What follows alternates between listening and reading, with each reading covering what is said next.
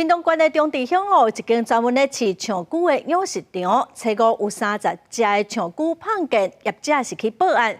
长龟一只拢20-30公斤重，警方透过路口的监视器追查，嘛掠到8个嫌犯哦，也毋过敢若找到8只的长龟。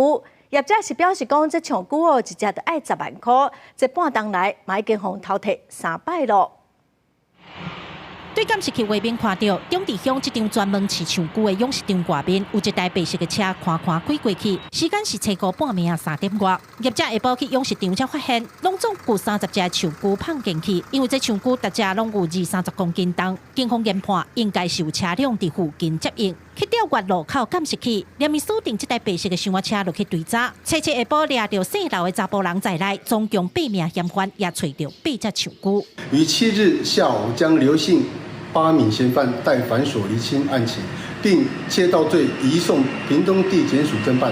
目前已成功寻获8只遭窃的香龟，其余失窃的香龟，警方会持续追查。 找回来8只长龟，大只龟壳顶悬拢有养殖场用喷漆做的编号，不过有的编号已经看无啥久。警方讲，嫌犯可能是要用化学药剂将漆洗掉，通可找买主。养殖场业者表示，伊对去年9月到打已经互偷摕3摆，顶一摆有20个员工参与，所以这群人对养殖场的地形啥拢真了解。这其中一个是以前的员工啊，离职的员工，所以他们对这里蛮熟的。这一次来偷的，听警方在说啦，是因为。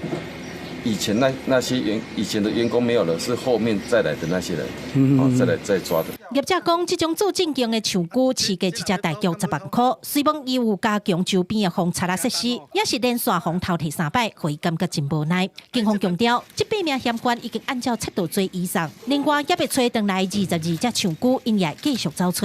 记者柯家如邱朝阳屏东采访报道。